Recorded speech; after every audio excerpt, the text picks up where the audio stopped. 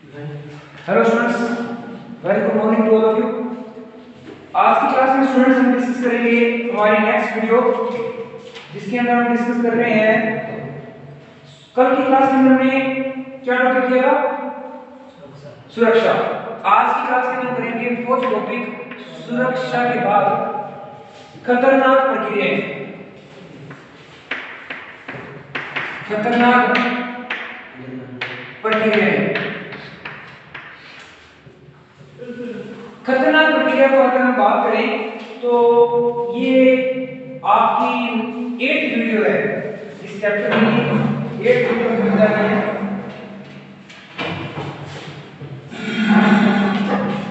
कल हमने धारा 41 तक किए थे। आज की क्लास में हम धारा 41 पूरी कवर करेंगे।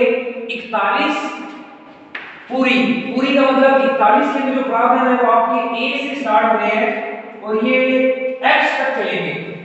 मतलब धारा 41 से चलेगी।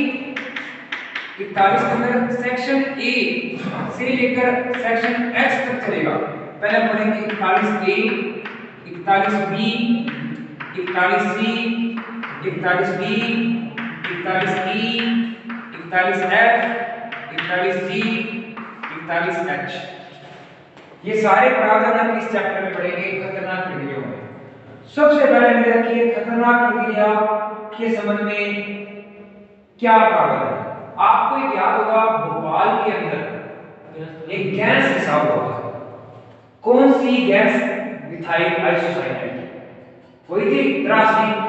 बहुत साल पहले, आज से लगभग 1980 या 90 के दशक के अंदर त्रासदी हुई थी और एक गैस का रिसाव होने के कारण वो पूरी गैस फैल गई थी। कहां पर? भोपाल में।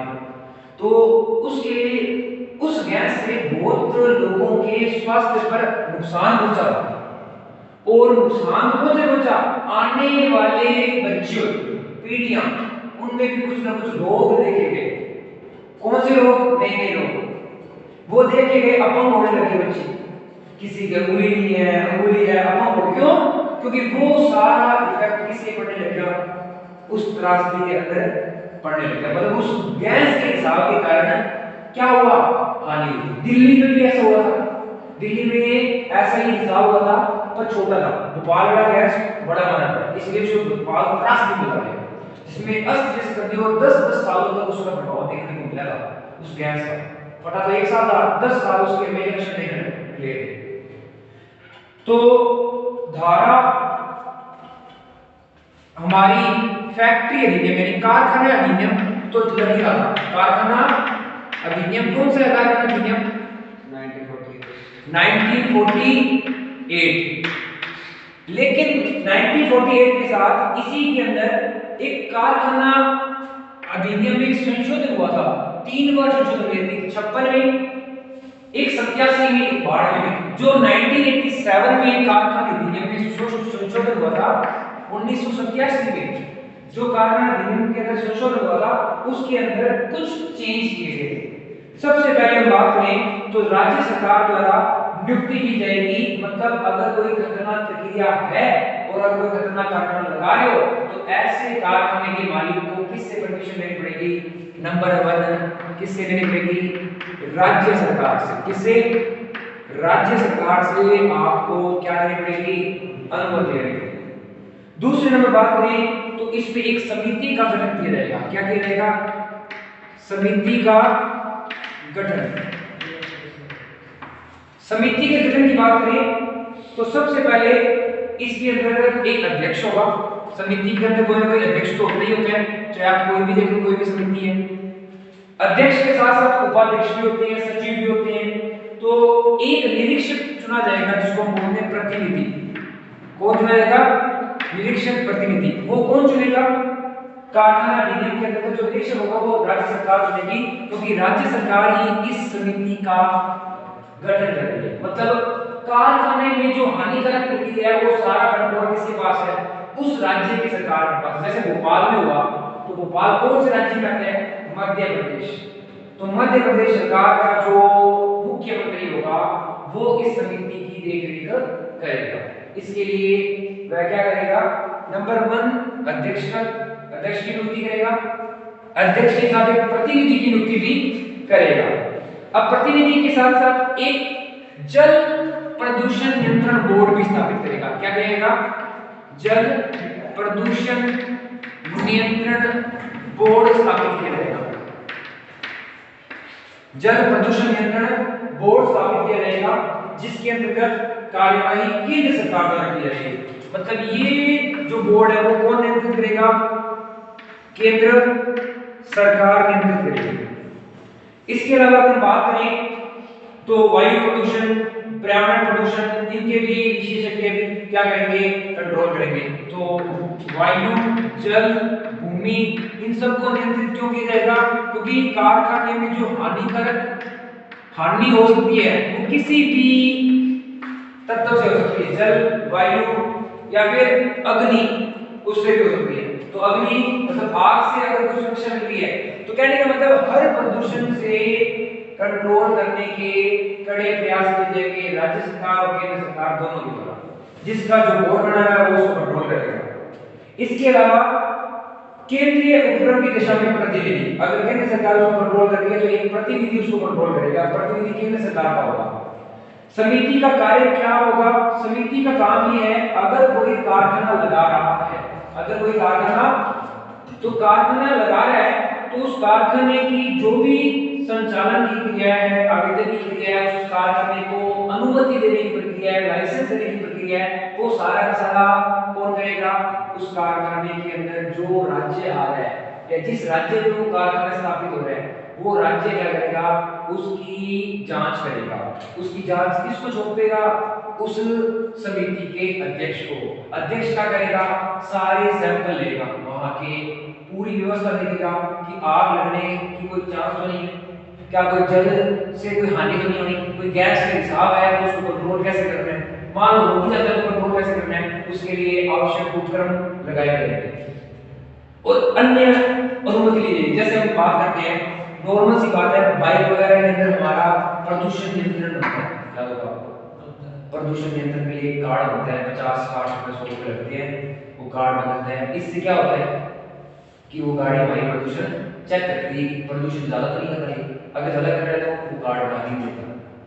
ऐसे ही सेम प्रदूषण कारखाने में होता है, जो एक संस्था निकालती है कि प्रदूषण हर इंडस्ट्री चेक करती है। मान लो आप दिल्ली में 50 इंडस्ट्री है, सबकी इंडस्ट्री का चेक किया, किसी से धुआं जा रही है, मतलब धुएं का सैंपल लिया, सैंपल कैसे लेगा धुएं का? ऐसे मैंने इसको डब्बे में कर लिया, उस धुएं के अंदर वो एक मीटर लगाते हैं, जिससे उस टूल से पता लगता है कि अगर कोई गैस उसके आर पार निकल रही है तो वो पता लग जाता है, वो उनकी मीटर होता है, वो चेक कर जाता है कि वो गैस कितनी खतरनाक है। तो वायु दाब, जैसे मैंने कहा जाता है वायु दाब, उसको यंत्र होते हैं। वैसे ही प्रदूषण को मापने के लिए क्या होंगे?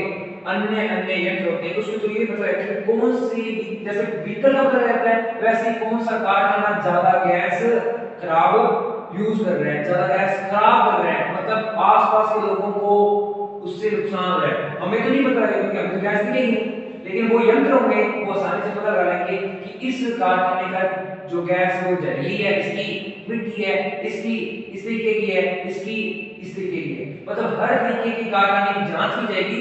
जो जहरीला होगा उसको या तो बंद किया जाएगा या फिर उसको कड़े से कड़े उपकरण लगाने पड़ेंगे उस जहरीली गैस को खत्म करने के लिए, ताकि स्वास्थ्य को कोई नुकसान ना पहुंचे। बेसिकली इस चैप्टर के अंदर, इस वीडियो के अंदर हम खतरनाक प्रक्रिया करेंगे और ये धारा 41 में दे रखी है, 41 से लेकर 41 ए से लेकर एक्स तक है, ठीक है। इसके बाद अगर कोई हो भी रही है, मान लो कोई गैस रिसाव हो भी रही है, तो अधिष्ठाता की क्या कर्तव्य है? अधिष्ठाता का यहाँ पर मतलब क्या है? अगर मैं बात करूं तीसरा पॉइंट अधिष्ठाता, तो अधिष्ठाता की क्या कर्तव्य है? अधिष्ठाता का मतलब क्या है? मालिक। अधिष्ठाता का मतलब क्या हो गया कि उस कारखाने का मालिक कौन है। अगर मालिक की बात करें तो उस कारखाने का जो भी मालिक होगा, उस मालिक के अनुसार हमें पता लग जाएगा, क्या पता लग जाएगा कि उसके क्या क्या कर्तव्य हैं, क्या क्या ड्यूटीज है, मतलब उसकी क्या क्या रिस्पॉन्सिबिलिटी है। अधिष्ठाता का मतलब क्या है? मालिक से। किससे? अब एक कारखाने में मालिक का क्या योगदान होगा?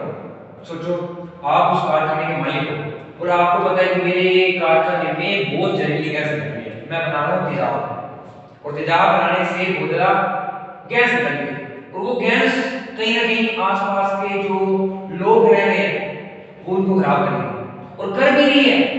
तो आप एज ए मालिक, एक मालिक होते हुए ऐसे उपकरण लगाओगे जो उस गैस को अपनी ओर खींच ले, बाहर ना रहे।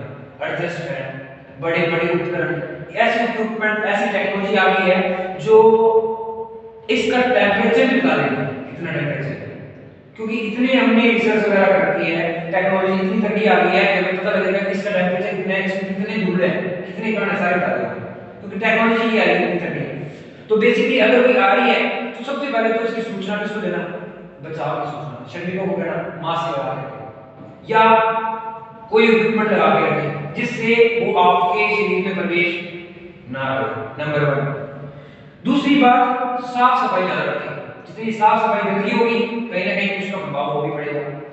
तीसरा ये कह रहा है कि पॉलिसी बना दें, पॉलिसी क्या कि जो हमारी लोकल अथॉरिटी है वो भी टाइम टू टाइम अपने कीटनाशकों का छिड़काव करे ताकि ऐसी हानिकारक गैस को मुक्त किया जा सके। और अगर कोई लक्षण दिख रहे हैं कि ऐसे गैस से कर्मचारियों पे इफेक्ट पड़ा है तो ऐसे काम को बंद किया जाए या फिर तुरंत उसके लिए कोई समाधान किए जाए। हाँ, संकट के समय पर निवारण किया जाए, सुरक्षा के उपायों की जानकारी दी जाए और खतरनाक प्रक्रिया वाले कारखानों की सूचना दी जाए। किसको? धारा 1987 में जो संशोधन हुआ था उसके अंदर एक पॉइंट ये भी था कि अगर कोई कारखाना खतरनाक गैस प्रवाह कर रहा है तो इसकी सूचना अपने निकटतम सरकार के एक उपकरण को देना, जैसे नगर पालिका, नगर परिषद, जो भी नगर निगम, जो भी ग्राम पंचायत, अगर जहां पर जिस एरिया में आप काम फैक्ट्री कर रहे हो उसके संबंधित नगर पालिका, नगर परिषद को देना। ठीक है, नगर पालिका, नगर परिषद पता कैसे लगेगा? अगर संख्या 1.5 लाख से ज्यादा है नगर पालिका, अगर 5 लाख से ज्यादा है नगर परिषद और 1.5 लाख से भी कम है तो ग्राम पंचायत। जैसे संख्या के आधार पर उसमें पॉपुलेशन कितनी है, जैसे विजयनगर के अंदर पॉपुलेशन 1.5 लाख से कम है तो यहाँ पर नगर पालिका, कहीं जयपुर में जाओगे नगर निगम मिलेगा, और अगर हनुमानगढ़ में जाओ, पीलीभीत में जाओ, नगर परिषद मिलेगा, अलग अलग। इसके अलावा अगर कोई उल्लंघन कर रहा है किसका, क्या होने दो फैक्ट्री जलनी चाहिए तो उसके लिए क्या है, दंड की व्यवस्था की गई है।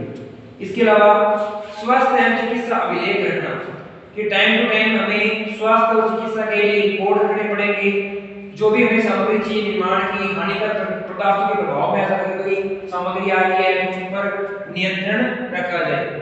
हाँ, खतरनाक पदार्थ होने के ढोने में योग्यता प्राप्त व्यक्तियों की नियुक्ति।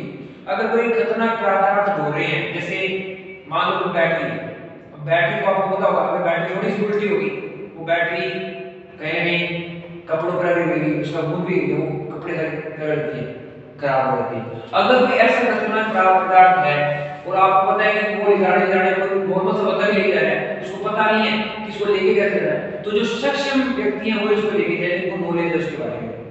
इसके अलावा स्वास्थ्य परीक्षा का ध्यान रखना कि कम से कम आप ये ध्यान रखना है कि कोई खतरनाक पदार्थ को लगाने के लिए कार्य कर रहे हैं तो उससे पहले आप ग्लव्स वगैरह पहन लो, ठीक है, अपने स्वास्थ्य का ध्यान रखो, कार्य बंद करवा लो या फिर निर्धारित तिथि को ले जाओ, जैसे डेट डिसाइड करते हैं संडे को लेके जाएंगे, संडे को कोई फैक्ट्री काम नहीं होगी, इस तरीके से कोई निर्धारित समय निर्धारित कर दे या फिर उचित सावधानी से उस सामान को लेके ले गए जाए।